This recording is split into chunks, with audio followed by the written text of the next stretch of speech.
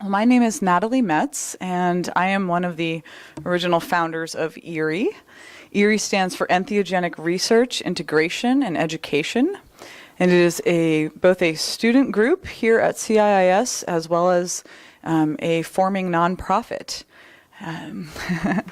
And this is an organization that was formed almost 3 years ago when a group of us who were students in the Entheogenic Shamanism course in the East-West Psychology Department decided that we wanted to continue having this conversation about the potential for working with entheogens. And so we kept meeting and putting our heads together, and we came up with the name ERIE, Entheogenic Research, Integration, and Education.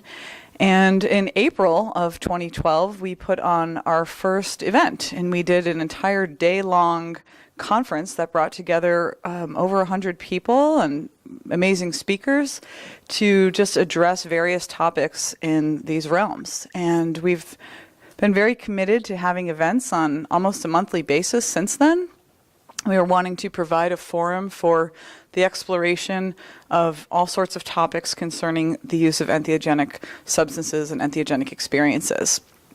And so this event this evening is focused on looking at some of the health and wellness and sometimes medical aspects of working with entheogens. So it's my great pleasure to be able to host this for the third year in a row. Yeah, thank you. So let's see. Again, my name is Natalie Metz. I'm a faculty member here at CIIS. I teach in the Integrative Health Studies and Leadership Department. And I'm also a recent graduate from the Philosophy, Cosmology, and Consciousness Studies program, where I focused most of my research on the therapeutic potential of working with entheogenic substances. And so I'm going to deliver a brief presentation about exploring the therapeutic potential of entheogenic experiences, and then I'll introduce our speakers this evening. We have Veronica Hernandez and Dr. Joe Tafur, who are going to enlighten us with some amazing wisdom from their various backgrounds and the amazing work that they're doing in the world right now. Okay, thank you again and welcome. Okay. So in my first semester as a PCC student, one of my professors, Dr. Brian Swim, said something that really struck me. He said, "We are living in a modern culture which extinguishes life and does not have context to imagine extinction." I felt and still feel that this statement really captures the essence of the paradigmatic challenge that envelops the planet at this time. It is as if our global human culture has a blind spot that enables the continual destruction of the environment without any awareness that such destruction is possible, unpredictable, and ultimately self-sabotaging. I see the toxic effects of this process in my medical practice. I'm a naturopathic doctor who practices here in San Francisco and Oakland, and I see my patients presenting with disruptions in their physical, mental, emotional, and spiritual ecologies. Health research and statistics affirm this as well. The National Institute of Mental Health estimates that 18% of the U.S. adult population suffers from anxiety, while another 6.7% suffers from depression. In 2009, the Environmental Working Group presented a study that found 232 chemicals in the umbilical cords of 10 newborn babies. As we do unto others, we do unto ourselves. As toxins are spewed into the environment, they inevitably end up back in our own tissues. The human body is indeed a microcosm of the macrocosm. This macrocosmic organism I like to call Gaia. So where does this mindset arise from that allows the destruction of the planet and ultimately our own bodies? Author Richard Louv describes nature deficit disorder in his book, Last Child in the Woods, pointing out that as children are deprived of contact with nature, and adults as well, that is part of what is making us so sick. I wonder if perhaps it is our estrangement from indigenous worldviews from which we all came. Indigenous worldviews hold that all beings in the universe are inherently sacred, interrelated, and to be cared for within a complex and reciprocal web of respect and mutuality. Perhaps we're also deficient in practices of ritual and ceremony, including the use of entheogens. The word entheogen can mean generating the divine within. I prefer to use the term entheogen to psychedelic for distinguishing the mystical, spiritual, and therapeutic aspects of natural and synthetic substances used to access expanded states of consciousness. While using these substances does not guarantee an entheogenic experience, paying attention to several important constructs can increase their potential for having this kind of experience. For example, factors such as one's mindset, preparation for the experience, the setting or container in which the experience occurs, the dosage and quality of the substance, the presence of a guide, and appropriate integration can optimize the potential for a beneficial experience, and also facilitate the incorporation of the experience into one's daily life. I believe that truly entheogenic experiences have the potential to be holotropic, orienting us towards wholeness of body, mind, and spirit, bringing about healing and enhancing connection with the universe at large. Just as the heliotrope turns towards the sun, so can we orient towards wholeness, healing, and connection. Indigenous cultures worldwide, from Siberia to the Amazon, have utilized entheogens such as ayahuasca and mushrooms for millennia. They have used these to explore consciousness and to facilitate access to information and healing. Ayahuasca has been described as a shamanic technology or cognitive tool, also as an intellectual property of the native peoples of the Amazon.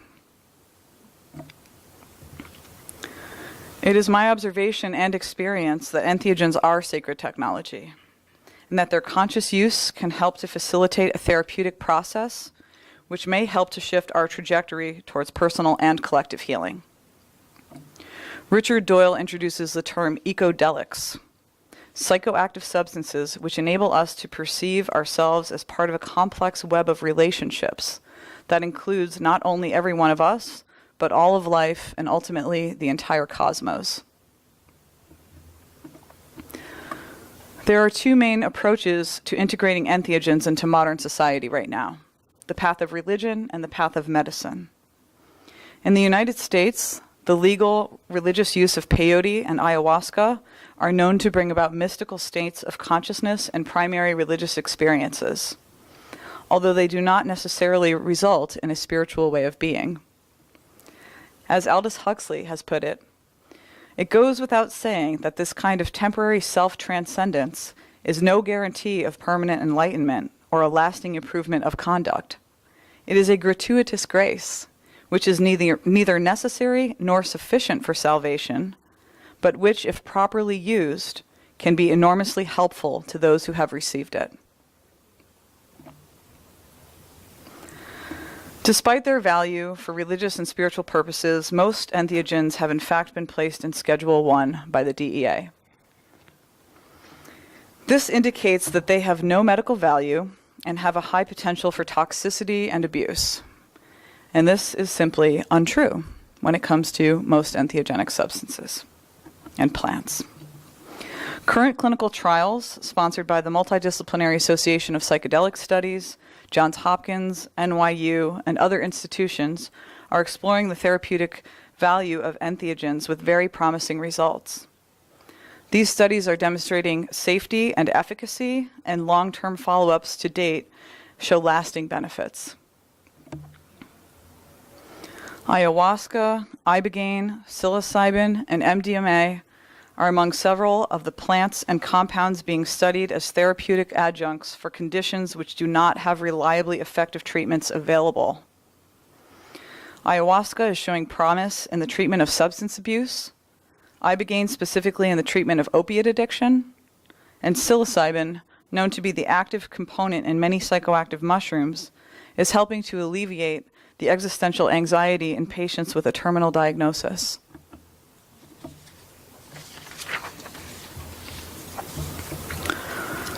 This is Dr. Michael Mithofer and his wife Annie Mithofer. Dr. Mithofer is a psychiatrist in South Carolina, and his wife Annie is a nurse.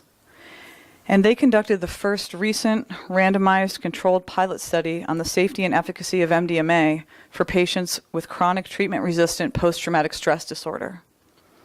The results published in 2011 reported that 83% of the active treatment group experienced clinical benefit.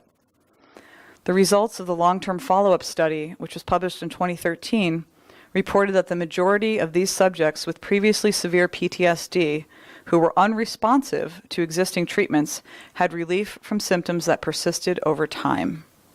And no one reported harm from participating in the study. Some participants had been living with PTSD for over 20 years, and now they have their lives back. Donna Kilgore, rape victim, PTSD patient, and MDMA-assisted psychotherapy study participant, reports in reference to her experience. It meant the world to me to be able to look at the fear, to look at the shame. When I got out of that session, I felt 100 pounds lighter. MDMA gave me the ability not to fear fear. Researcher Marcela Otalora says, with MDMA, you not only see your fear, but trust yourself to go past it. It allows you to access a place in your mind that's compassionate and full of love. You might have abandoned that place, but it never abandoned you. MDMA research is specifically important and promising in the veteran population, which is so tragically plagued with PTSD, depression, and high suicide rates. Recent estimates indicate that the rate of suicide in the veteran population has surpassed the number of deaths on the battlefield, with an average of 22 veterans committing suicide every day. Anthony, an Iraq war veteran, said about his MDMA therapy, "The military does a great job of turning you into a soldier, of teaching you how to control your reactions, and it is hard to turn those habits off. The feeling I got was nothing at all for the first 45 minutes, then really bad anxiety, and I was fighting it at first. And then, I don't know how to put it exactly, I felt okay, and messed up at the same time. Clear. It was almost like I could go into any thought I wanted and fix it. I'm a different person because of it." Dr. Mithofer has said about this therapy, "It's not that people just have a blissed out experience and feel great about the world. A lot of the time it's revisiting the trauma, and it's a painful, difficult experience. But the MDMA seems to make it possible for them to do it effectively." I had the pleasure of dining and speaking with Dr. Mithofer last year. This was after the Psychedelic Science Conference in Oakland. And we had a wonderful time after dinner just discussing his research and his medical practice and his daughter's interest in naturopathic medicine. And after that dinner, I returned back to the hotel in Oakland. I was in charge of the Healing Arts team for the conference. So I was making sure that my team had done their job to clean up what needed to be cleaned up. And I was walking through the hall, and two very clearly disabled men were walking towards me. And they stopped and asked me about the conference, telling me how excited they were to learn about this doctor from South Carolina, sharing that they were veterans, and expressing their hope that MDMA therapy might help with their PTSD. I found myself poised at a point in the universe where one man's hunger met another man's passion. As I looked at them, I thought, this could be anyone's brother, anyone's son or father. And my heart just cracked right open. It's still very touching. And through this man's sharing of his vulnerability was born intimacy, and therein blossomed the flower of empathy.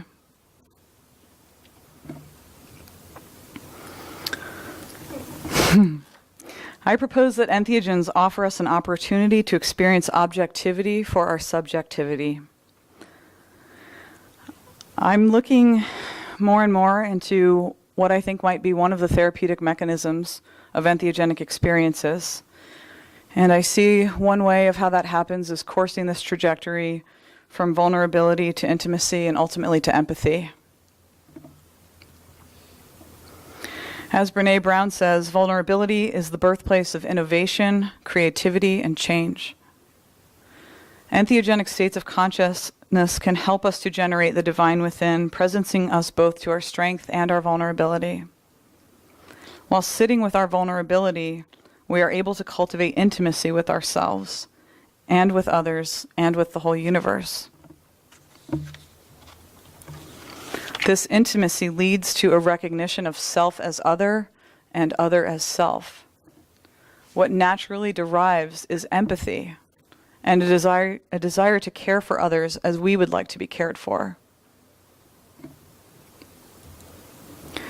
From this place of heightened empathy, we begin a process of healing on the microcosmic level, which has the potential to influence the macrocosm. The personal work that we do to acknowledge and release fears, to remove obstacles to love's presence, to open connection with ourselves, each other, and the universe, can bring about the transformation that we're all seeking for ourselves, for Gaia, for all of Gaia's inhabitants.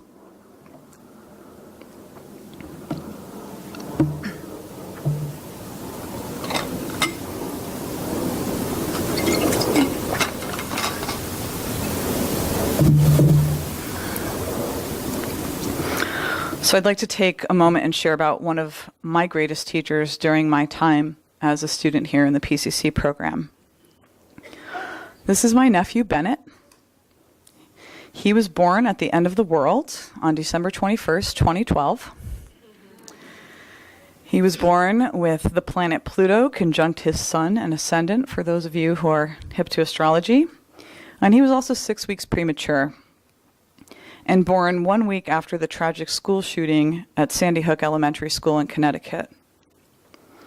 My brother and sister-in-law are teachers at the high school counterpart to Sandy Hook, and they were locked in their classrooms on that day when the shooting was happening, and they were getting text messages learning that their students had lost younger siblings, and there was nowhere to go except stay locked in the classroom until it was safe to go and leave. So Bennett was inside his mother's womb while this stressful process was going on, and an enormous heartache was pouring out in their community. And I think that his premature eruption from the womb was influenced by this, and that he really internalized this immense associated grief. I had a flight home on December 23rd and went right to the hospital, riding in off the red eye, which is always an interesting way to arrive. Bennett was having some respiratory distress, and he was on a ventilator, but he was stable. As the day wore on, his condition worsened, and later that night, my brother called to tell me they were transferring Bennett to Yale Hospital. At 6 a.m., I received another call from my brother asking me to come to the hospital, and that they needed to make a decision about putting Bennett on an intervention called ECMO. ECMO stands for extracorporeal membrane oxygenation. It's basically dialysis for the lungs and the heart. It's a machine that oxygenates the blood externally, outside of the body. And it does what the lungs are not doing on their own. It's an extremely invasive and high-risk procedure. They put about 5 babies a year on ECMO at Yale. I knew the situation was grave as I was reading up on the intervention on the way to the hospital. And as one of my pediatrician friends has said, ECMO is a last-ditch effort. And yet it was what there was to do. So on Christmas Eve, Bennett went on ECMO. And this is Bennett, heavily sedated, pumped full of blood thinners and antibiotics, as his blood was continuously drained from his heart, oxygenated in the machine outside, and returned to his body with the hope that his lungs would have a chance to heal over the next couple days. I understood the severity of the situation and went to the hospital each day, probing the doctors for information, sneaking in essential oils, and doing energy work on Bennett. On the 4th day, I sensed a shift in the energy, and I felt confident that he was going to pull through. On December 29th, my brother's birthday, Bennett came off ECMO. He has been my great teacher teaching me that my capacity for love is truly infinite, as is our capacity for healing. Here he is painting in his auntie's favorite color, purple. And here he is celebrating Mother's Day. In the midst of all this chaos, I had promptly assumed the role of being an anchor point and medical lingo interpreter for my family during this experience. I knew that when I returned to California, I would need some space to process this experience. And I was fortunate to have an entheogenic experience a few months later with a very skilled guide in which I cried for the better part of 5 hours. I became very intimate with my own vulnerability in a deep way, and ultimately open to empathy for myself, for my family, and for the great mysteries of the universe. I touched into a renewed sense of faith in life itself, and I surrendered. I believe it is possible to reimagine a way of being in the world which allows us to see and honor our embeddedness within the web of creation, to treat all beings with reverence, to care for others in the earth as we would like to be cared for, and to open ourselves to the miracles which await us when we avail ourselves to them. I believe that entheogens are sacred technology that can catalyze this process. Thank you very much.